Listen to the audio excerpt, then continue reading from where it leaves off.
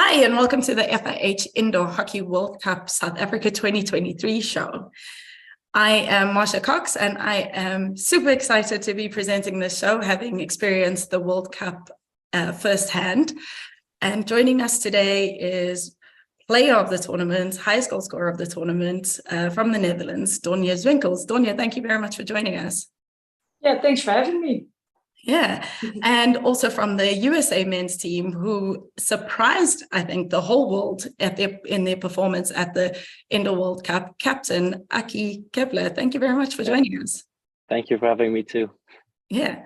So guys, I don't know about you, but it was an extreme high that I experienced last week. What has it been like coming off from the Indoor World Cup? Aki, we'll start with you. It's just been a lot of traveling for me, to be honest. Didn't really have that much time to reflect on the tournament yet. It's been back to Germany to my parents, packing my stuff up there, back to Holland, and now straight to Barcelona to preseason. So not much time to settle in. Oh, wow. So no time to rest and no time to really process it. And with you, Donja, you guys won the tournament. You walked away with two really impressive individual awards. What has it been like being back home? Really nice. The tournament was amazing. I really liked it. And what you said, we won a lot of prizes with the Dutch team. And being back home and just thinking about what you did in the last week it's an incredible feeling.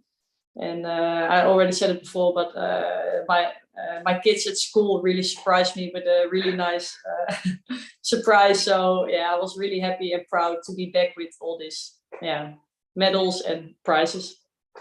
So Donja, just for our viewers, you are a new record holder also in Dutch indoor hockey, scoring 42 goals from 41 internationals in your career so far. You played that tournament with so much enjoyment, and every time you scored a goal, it was a pleasure watching you play. What was your experience of the Indoor World Cup in South Africa? I mean, it wasn't snowing outside. What was your experience? It wasn't your first World Cup, how would you sum up that experience in South Africa? Yeah, the pleasure was all mine. I really liked the vibe you created in the arena. There were so many nice volunteers and you arranged everything so well. So it was really a pleasure to play the World Cup. And we really felt like stars. And indoor hockey is, you can create such a nice feeling. And when everything falls together, and I think we experienced that with the Dutch team. I think we played a really good tournament, and I was just so proud that all the pieces fell together in the tournament for us. And every goal was a sort of happy moment for me, that I felt like, yes, it's possible, this tournament. We're good. The connection in the team is good. So I was enjoying like every second of the game. Yeah, that's really, it was really a pleasure. I don't know about you, Aki, but I quite enjoyed watching the atmosphere that the Dutch women brought to the event. But for sure, coming to you, Aki, your journey towards this Indoor World Cup was slightly different. There's a lot of your team based in Europe, with Jason, a South African, your coach. But you guys really surprised the world, I would say, in your performance and finishing in the top four. I mean, what a magnificent tournament for you guys. How did you guys approach that tournament? Did you think you would be that successful? Let's say we thought it was possible. So I remember talking to some friends before the tournament started and telling them, well, I think for us, anything can happen from being out in the group stages to semifinals. That's kind of the range I put us in. But it was difficult for us because we've never really played much together as an indoor team. We didn't know each other that well, and we didn't have that much preparation. So we were kind of, okay, are we going to manage to connect in a way that we have to and get what we have from individual players on the field as a team, or is that not going to work out? And I think that's what we also focused on in the preparation a lot, like trying to connect as a team, trying to get the puzzle pieces in the right position and everything to work. And it worked really well, luckily. Yeah, and for a lot of nearly everybody in your team, like playing a major indoor tournament, this was the first experience for you guys. Can you just share with our viewers a little bit of your guys' journey? I know you spent some time in Austria, but maybe share a little bit of your indoor story. How did USA field hockey also start playing indoor hockey? Well, there was an indoor program about 10 years ago, and then it kind of got cut with coaches in the outdoor team changing and less funding and for all sorts of reasons. And I would say most of the European players have kind of said, let's try to build it up again. But it's been difficult because qualification tournaments for the Indoor World Cup or other tournaments have been during our seasons in Europe. So we couldn't manage. And then for the past indoor Pan Ams, we said, okay, we really want to do it. We want to have a team. We got a coach, and we got everything in place. And luckily we qualified for this World Cup now. And then even more, we said, okay, let's really make sure that we have a good team for this World Cup and everybody's on board. So that's how we kind of got into it. And then for the preparation of this World Cup, we had an outdoor camp in the US in North Carolina. And straight from that, we went to our indoor camp. That was the selection camp for this World Cup squad, the bigger squad. Then people went back home, trained at their clubs or wherever they were at in the world. We met in Austria for a week to train and then play the Warmax Cup. And then we met, I think, a week before the World Cup started in South Africa. And yeah, that was our journey there. Wow. So like compliments to you and your team for Thanks. achieving what you did with such a build-up. Donia, a very different build-up for you guys, having this World Cup on the back end of the European Indoor Championship. Yeah. Do you think that the results, you guys got silver at the Euros, having lost to Germany? Of course, Germany were not at this World Cup, so it created a completely different vibe for the tournament. But do you think that results in the Euros also was sort of a catalyst for the unity and the momentum that you guys gained throughout this tournament? Yeah, I think at the Euros, we just like the USA, we started quite early before the tournament. So we had like 2.5 weeks preparation together. And yeah, to beat Germany, that's too short. It's their roots are indoor hockey. And yeah, we just got started. So but we still got really close to them. So we took a lot of energy out of it. And said to each other, like, yeah, this is not going to happen again if we play the World Cup. We have to step up and we have to be our best selves and train with each other. And in Holland, we live, for us, everything is, it's like I was the one who lives in the south and the rest all lives in Amsterdam or Utrecht. So training together is very easy. We have to drive 1 hour or 1 hour and a half. And we had 2 days in the week to train together. So yeah, that's way different than for USA or other teams, I think. And after the Europeans, we were like, we want to get gold. No matter what, we want to improve and we want to get like every scenario that can happen in the game. We want to talk about it and no surprises. We want to get gold. And when everything falls together, then in South Africa, it's amazing. Oh, that's a beautiful story. Yeah. Donia, besides yourself being the player of the tournament and highest goal scorer, which players impressed you in the women's competition at the World Cup? Ooh, like from all the teams, or yeah, you can also talk about your own team if you like, but were there any players that really impressed you? I think in our team we have I think everybody played a good tournament, but I don't know if you know Gabrielle Mosch, the right back. Yes, she's really high on the with a photo also on the banners in the beginning. Yes. She's amazing. I don't think if you can beat her on a 1-against-1, I'm like she's such a great player, I think she played a really, really good tournament. I also know a couple of players from Austria. I think their skills are also very high. South Africa surprised me. They played against them a couple of years ago in Berlin, and they had It's 1-14. Sorry? And the Netherlands won 14. Yeah, and look at what they did in 4 years. Yeah.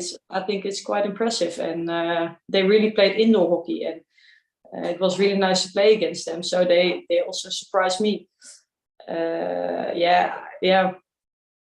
I think a lot. I got so many impressions of all the games. It's like, I don't know who I need to call now. Like, it was really amazing. Yeah. Also, like, really a lot of goalies. They were really joining the game more than we do in Holland. They were really defending the D, like going out of the goal. Yeah. The USA goalie was really good. The 14-year-old girl from USA was like, wow.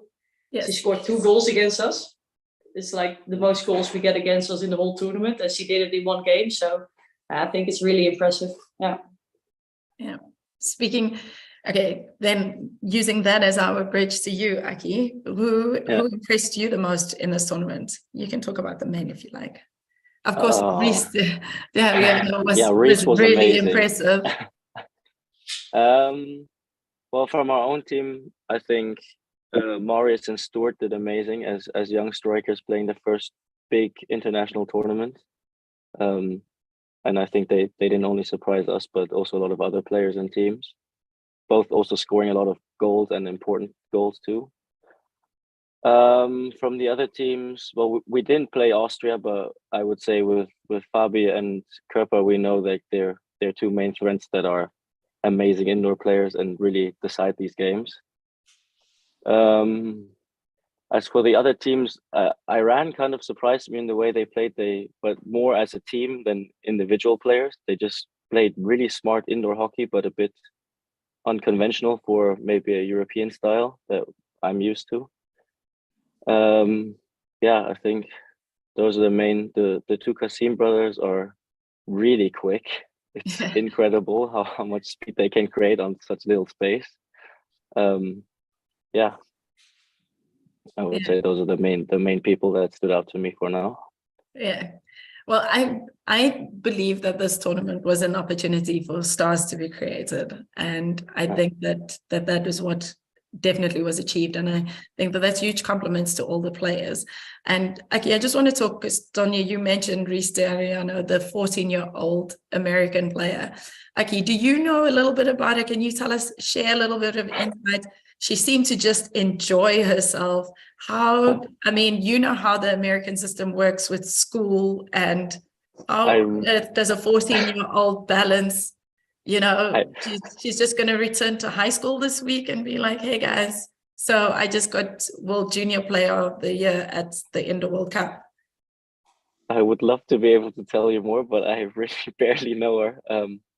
I met her a bit at the hotel, and like maybe we talked about the game or said hi and that kind of stuff, but I don't know her well enough to be able to tell you what she's up to right now and how she's dealing with it. I know that the US women in general, they had a really, really young team.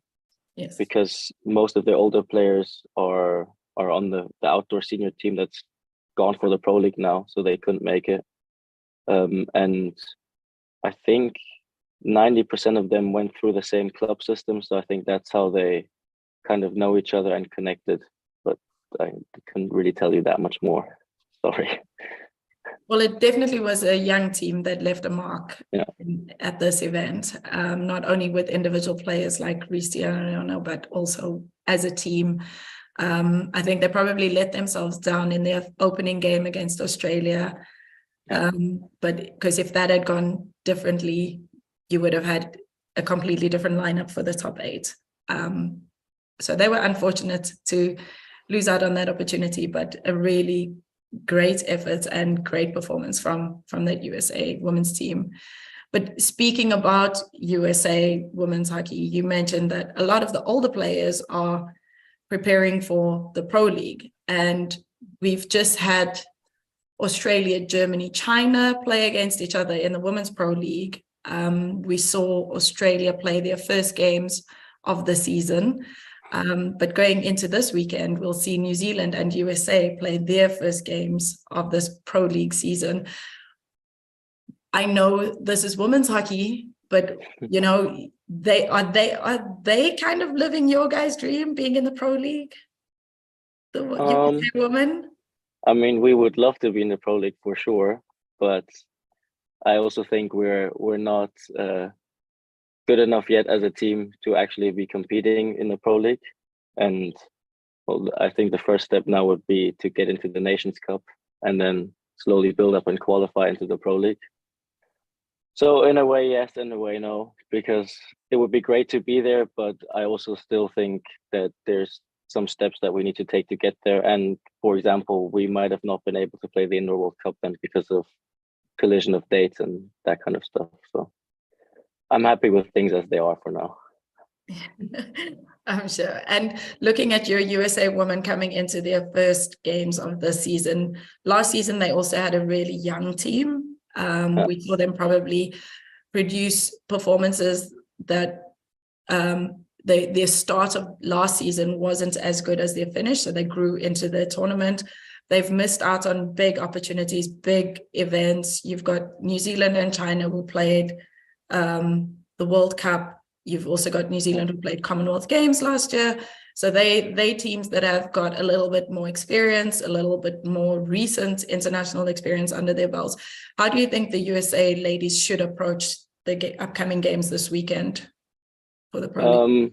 Well, first of all, I'm really curious about how they're going to do because they just introduced a new coaching staff. So they will maybe have a new style of play. And they just spent some time in the US training together. And from what I heard, they trained quite well and they're going to be ready for these games. And I think they should approach it in a way as they have a young team, they have a lot of potential, and they just have to play these games to see where they're at and what areas they need to improve in for the future to, well, especially leading up to Pan Am Games this year. Yeah, indeed. Pan Am is going to be really important. And for all of these teams, in fact, their continental qualifiers are going to be the most important as they build up to qualifying for Paris 24. Yeah. Speaking about Pro League, speaking about Indoor World Cup, would you guys like to see a very similar format for indoor hockey? Something similar, a little bit more regular indoor hockey international events arranged? Donia? Yeah, it would be cool. I don't think I don't think it will ever happen, but it sounds like so much fun to travel the world and play indoor hockey. Yeah. I will be in. Never say never, you never know. A short format of the game is always quite exciting. And as you saw in South Africa, the public really enjoy watching it. You know, the fans loved coming out and getting behind all the different teams. We saw teams like, you know, Austria had their family support, but you also saw some of the local kids getting behind teams like Austria, teams like Iran. You know, the kids really enjoyed watching not only the big nations play, but also smaller hockey nations. So who knows what a smaller format can bring to the international world of hockey. Guys, on that note, thank you very much for joining me on the show. It's been a pleasure having you, and I hope that you have a wonderful, wonderful week ahead.